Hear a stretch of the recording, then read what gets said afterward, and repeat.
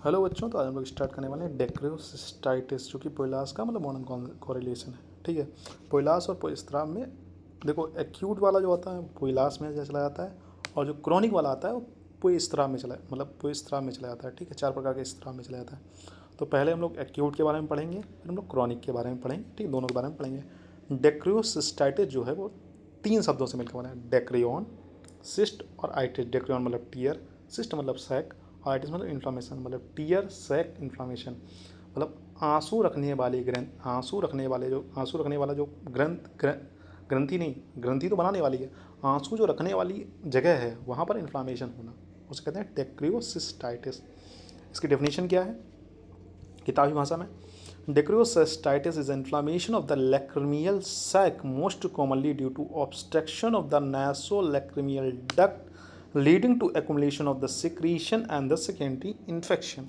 Simple भाषा में अगर इस चीज़ को हम समझाने की कोशिश करें तो dacryocystitis is the inflammation of the lacrimal sac, मतलब लेक्रिमियल सैक जो है जहाँ पर जाके आंसू इकट्ठे होते हैं वहाँ पर किसी वजह से इन्फ्लामेशन हो जाए। इन्फ्लामेशन होने की सबसे प्रमुख इन्होंने वजह जो बताई है कि जो नेसोलेक्रिमियल डक्ट है वहाँ पर किसी वजह से ऑब्स्ट्रक्शन हो जाए, जिसकी वजह से वो आंसू हैं अपनी जगह पर जहाँ पर से निकलना चाहिए आंसू आँखों के द्वारा वो नहीं निकल पाते, जिसकी वजह से क्या हो सकता है वहाँ पर वो जाके इकट्ठे हो जाएंगे। इकट्ठे होने की वजह से वहाँ पर क्या होता है, इन्फ्लामेशन होगा या सेकेंडरी इन्फेक्शन होगा।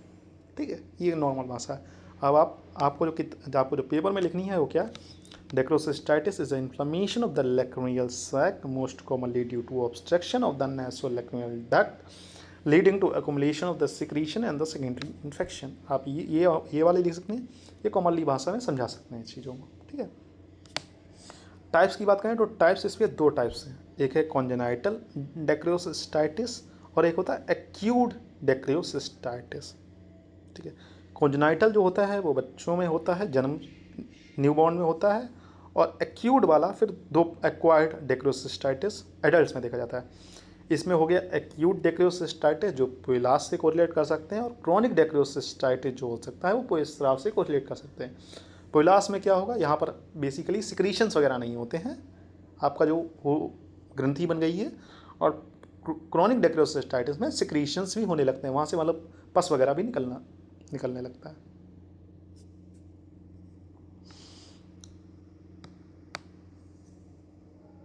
ठीक, अब सबसे पहले कॉन्जेनाइटल डेक्रियोसिस्टाइटिस के क्या क्या कारण हैं। कॉन्जेनाइटल ब्लॉकेज ऑफ NLD मतलब नेसोलैक्रिमियल डक्ट, यानी कि जहाँ से हमारे आंसू बन के आ रहे थे। ठीक है, मतलब लैक्रिमियल ग्लैंड से बन के ये आंसू आ रहे थे, जहाँ पर आने वाले थे उसी डक्ट पर कहीं ना कहीं कुछ ब्लॉकेज वगैरह हो गया। ठीक है, तो उसका ब्लॉकेज होने की वजह से फिर वहाँ जाके एक्युमुलेट हो रहे हैं, एक्युमुलेट होने की वजह से फिर वहाँ पर इकट्ठे हो जा रहे हैं, जिसकी वजह से इन्फ्लामेशन वगैरह हो रहा है। Membranous occlusion upper end lower end हो सकता है, जो मेम्ब्रेनस अकल्शन हो गया हो, किसी वजह से मेम्ब्रेन में अकल्शन हो गया हो, उसकी वजह से भी हो सकता है। इपिथियल डेवरीज, ठीक है, कंप्लीट नॉन कैनलाइजेशन, मतलब पूरी तरीके से जो कैनल बननी थी, मतलब जो पाइपलाइन सही से बननी थी अंदर आंसुओं को निकालने वाली, वो सही से नहीं बनी है। रेयर बोनी अकल्शन, मतलब बोन में कहीं जो बोन है, मतलब फ्रंटल बोन में पूरा है, बोन में कुछ ना कुछ गड़बड़ हो गई है, ये बहुत रेयर देखने को मिलता है। ठीक है, नॉर्मली जो देखने को मिलता है कॉन्जेनाइटल ब्लॉकेज ऑफ NLD देखने को मिलता है हम लोगों को। ठीक है, कॉजेटिव ऑर्गन्स कौन कौन से, ये जीवाणुओं के कारण यह बीमारी हो सकती है। स्टेफाइलोकोकाई, न्यूमोकोकाई और स्ट्रेप्टोकोकाई की वजह से ये अधिकतर हो सकता है। इसके क्या क्लिनिकल फीचर्स हैं, बेसिकली जो आयुर्वेद में पढ़े थे वही रहने वाले हैं, उन्हीं को मॉडर्न में देख लेते हैं क्या क्या होता है। Epiphora appearing after 7 days of birth. Epiphora मतलब लगातार आंखों, अगर बच्चा पैदा हुआ उसके 7 दिन बाद लगातार आंखों से पानी निकले, उस कंडीशन को हम लोग इपीफोरा कहते हैं। मैंने वहाँ पर बताया था कोई। ठीक है, swelling over the sac area, जहाँ पर से आंसू जहाँ पर इकट्ठे होते हैं वहाँ उस जगह पर क्या होता है, स्वेलिंग हो जाएगी। ठीक है, अब भैया कोई चीज़ जैसे हमारी कोई टंकी है, अब टंकी मान लो टंकी फ्लेक्सिबल है हमारे यहाँ, जैसे कोई टंकी ले ली। ठीक है, जैसे एग्जांपल ले लेते हैं हम लोग स्वेलिंग ऑफ सैक एरिया, ये कैसे हम लोग समझ सकते हैं। एक टायर लिया आपने, ठीक है, टायर बिल्कुल नॉर्मल हवा है, अब टायर में जब तक नॉर्मल हवा है तब तक तो ठीक है, अब टायर को आप हवा भरते जा रहे हैं, एक समय ऐसा आएगा ना टायर इतना फूल जाएगा कि एकदम मतलब ज़्यादा फूल जाएगा, तो उसे कहते हैं स्वेलिंग ओवर सैक एरिया। मतलब एक उसकी, और अगर बहुत ज़्यादा हो गया तो वो फूट जाएगा, तो फिर वो पुष्पस्राव वाली कंडीशन में आ जाएगा। अभी भैया उसमें लिक्विड इतना, अभी कोयलास में ये कंडीशन होती है कि अभी उसमें हवा झेलने की क्षमता है, एक समय आएगा वो फूट जाएगा तो पुष्पस्राव हो जाएगा। फूटा नहीं है तब तक कोयलास में, तो स्वेलिंग हो रही है। Positive regurgitation test pus on digital pressure. Positive regurgitation test का मतलब क्या होता है, जब भी आप उसे दबाएंगे तो वहाँ से पस निकलेगा, ठीक है। ट्रीटमेंट एज के हिसाब से, मतलब कितने दिनों का हुआ है वो, उसके हिसाब से आप क्या क्या ट्रीटमेंट कर सकते हैं।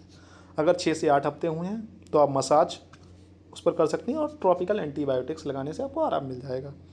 अगर 2 महीने हो चुके हैं इस बीमारी को हुए, तो आप फिर लेक्रोमिनल सिरिंजिंग विद सेलाइन एंटीबायोटिक, सिरिंजिंग करेंगे, वहाँ से सिरिंज से उस चीज़ को निकालेंगे और सेलाइन एंटीबायोटिक का इस्तेमाल करेंगे। अगर 6 महीने हो चुके हैं, probing of NLD with Bowman's probe, आप जो नेसोलिक्विनल डक्ट्स है उसको खोलने की कोशिश करेंगे। अगर 6+ महीने हो चुके हैं या फिर एनएलडी हो गया, वो पूरी तरीके से फेल हो चुका है, तो इंक्यूबेशन विद सिलिकॉन ट्यूब की जगह उसका इंक्यूबेशन करेंगे।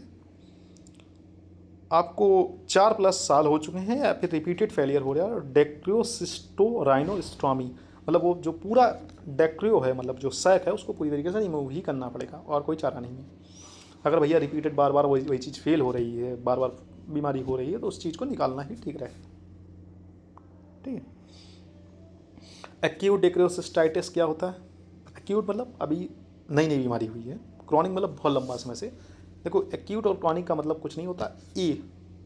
क्रॉनिक मतलब जीर्ण रोग की अवस्था। एक्यूट मतलब अभी नव रोग की अवस्था है, अभी मतलब 6 महीने या 1 साल हुआ है। और जीर्ण मतलब हो सकता है 2-4 साल हो गए हो, तो जीर्ण अवस्था में चला जाता है।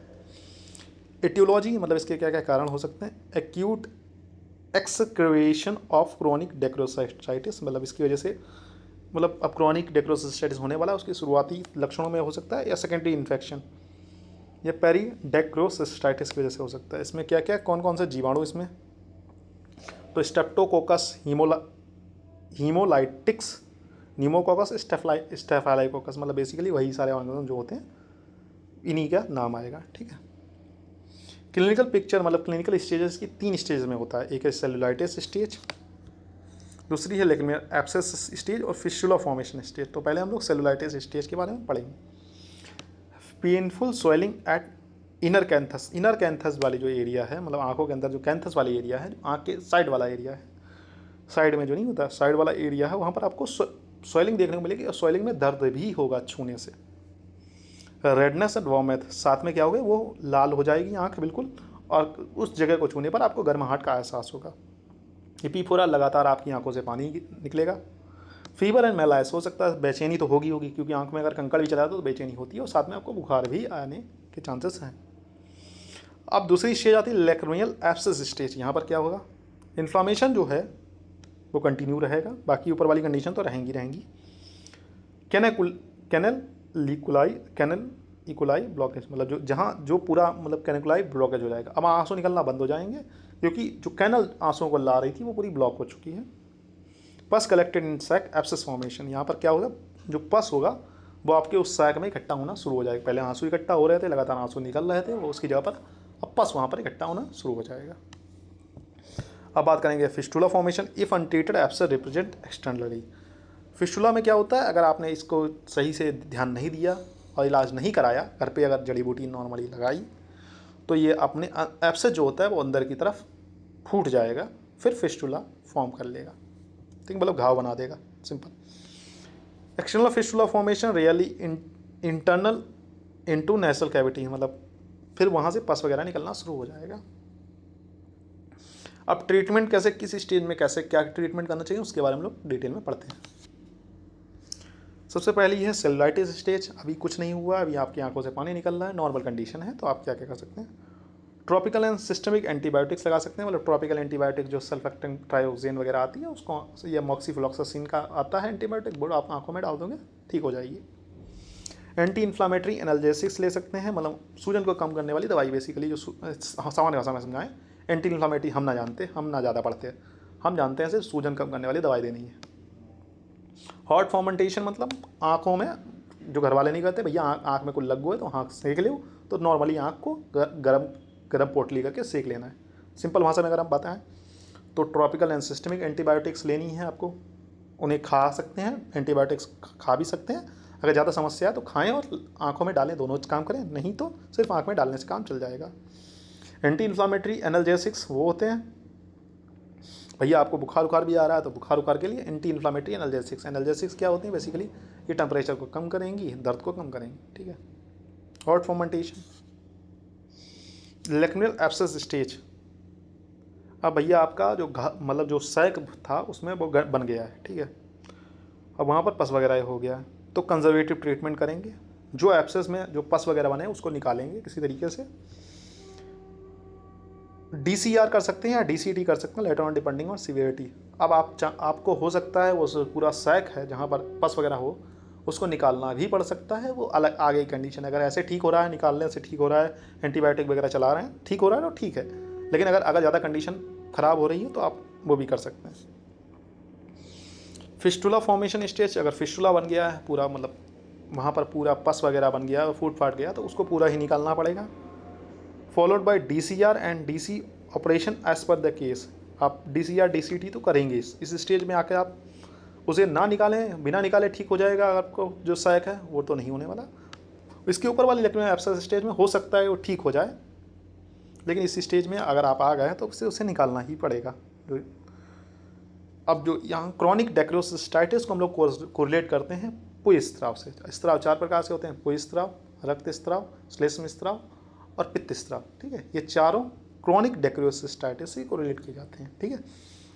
इसकी एटियोलॉजी जो बताएं, viscous cycle of the tear stasis mild chronic infection,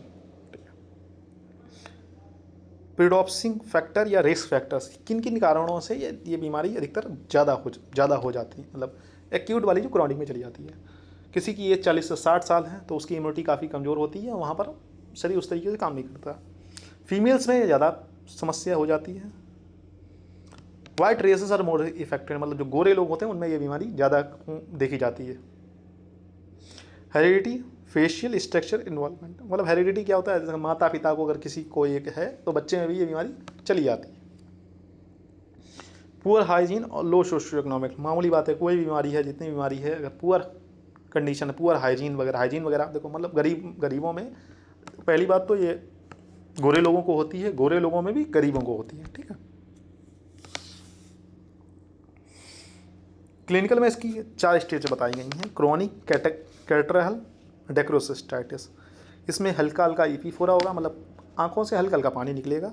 mild redness eight inner canthus पर हल्की हल्की आपको ललाहट देखने को मिलेगी। ललाहट मतलब आंखों में आंखें लाल तो हो ही जाएंगी। रीगर्जिटेशन टेस्ट पॉजिटिव, अगर आप दबाओगे तो वहाँ से पस जैसा निकलेगा। रीगर्जिटेशन टेस्ट पॉजिटिव का मतलब होता है दबाने पर पस निकले तो रिगर्जिटेशन टेस्ट पॉजिटिव है, बिना दबाए पस निकले तो फिर आगे सीवियरिटी वाली कंडीशन बता दी जाती है। सेकेंड कंडीशन आती है lacrimal mucocele, chronic stagnation, distends of the sac, swelling plus epiphora, सूजन भी होगी, साथ में आपकी आंखों से लगातार पानी निकलता रहेगा। If canaliculi patent, regurgitation test positive, अगर जो आँखों में जो टीयर्स वगैरह ला रही थी वो पूरी तरीके से बंद हो गई है कैनाल, तो आपको रिगर्जिटेशन टेस्ट पॉजिटिव मिलेगा। इफ ब्लॉक इंसिस्टेड मैक्यूल, अगर पूरी तरीके से ब्लॉक हो गई है तो फिर म्यूकोल बनाएं। Chronic suppurative dacryocystitis, mucoid discharge became purulent, वहाँ से पस निकल रहा है वो निकलना शुरू हो जाएगा। रिगर्जिटेशन टेस्ट सोर्स पस, रिगर्जिटेशन मतलब वहाँ से अगर दबाने पर पस निकलेगा। इफ़ कैनुकुलाई ब्लड इंसिस्टेड पायोसील, अब वहाँ पर आपको एक सिस्ट प्रकार का दबा हुआ मिलेगा अगर कैनुकुलाई ब्लॉक हो गई है, ठीक है। Chronic fibrotic sac, small hard fibrotic sac, अब भैया अगर उसको आपने ठीक नहीं किया तो वहाँ पर एक गांठ सी बन जाएगी, जैसे कहते हैं क्रॉनिक फाइब्रोटिक सैक, मतलब फाइब्रोजन्स की एक सैक सा बन जाएगा। परसिस्टेंट इफीफोरा एंड डिस्चार्ज, अब वहाँ से आप आंसू भी निकलेंगे और पस भी निकलेगा ड्यू टू रिपीटेड इन्फेक्शंस। ये काहे के कारण होता है, अब आपने किसी चीज़ को नहीं थी कि बार बार इन्फेक्शन हो रहा है वहाँ पर, उसकी वजह से ये प्रॉब्लम आपको देखने को मिल सकती है। ट्रीटमेंट समरी की बात करेंगे तो ट्रीटमेंट में कंजर्वेटिव ट्रीटमेंट्स कर सकते हैं, मतलब बचाने की कोशिश करें, रिपीटेड लेक्युलर सिरिंजिंग, और भैया जितना भी उसमें पस निकल रहा है उसे बार बार निकलवाएं। Useful in early stage and mild cases, early stage और माइल्ड केसेस में ये चीज़ें काम की हैं, नहीं तो आपको फिर उस पूरे सैक को निकलवाना पड़ेगा। Surgery of choice, dacryocystorhinostomy creates an alternative route for the drainage of anastoming lacrymal sacs and the nasal mucosa। ये क्या करता है, यहाँ पर डेक्रोसिस्टोराइनोस्टोमी क्या होती है, एक अल्टरनेटिव रास्ता बना देता है कि भैया अब यहाँ से यहाँ पर एक सैक अलग से बनाया जाएगा, वहाँ से आके पूरा आपका टीयर सिक्रेट होगा, क्योंकि जो मेन वाला रास्ता था वो पूरी तरीके से ख़राब हो चुका है, फिर अल्टरनेटिव बना देगा रास्ता, ठीक है। डेक्रोसिस्टोमी क्या होते हैं, done when DCR is inducted, भैया अगर डेक्रोसिस्टोराइनोस्टोमी अगर एक चीज़ जैसे कॉन्ट्राइंडिकेटेड है तो इस कंडीशन को कंडीशन किया जाता है। इसमें क्या होता है, complete removal of lacrimal cells and connection from the canaliculi. इसमें क्या होता है, पूरा लेगमेंट सेक निकाल दिया जाता है और जो कैनिकुलाई से कनेक्शन है वो पूरी तरीके से काट दिया जाता है, ठीक है। वहाँ पर सिर्फ create an alternative route for the drainage of anastomosing lacrimal sac and the nasal mucosa, यहाँ पर अल्टरनेटिव रूट बनाया जाता है, यहाँ पर पूरा डिस्कनेक्शन कर दिया जाता है, ठीक है। ठीक है बच्चों, तो आज के लिए इतना ही रखते हैं, मिलते हैं नेक्स्ट लेक्चर, तब तक के लिए हैव अ नाइस डे। कुछ समझ में ना आया तो आप बेहिचक पूछ सकते हैं, ठीक है, आप लोग पूछा करिएगा, ठीक है, वहाँ ठीक है।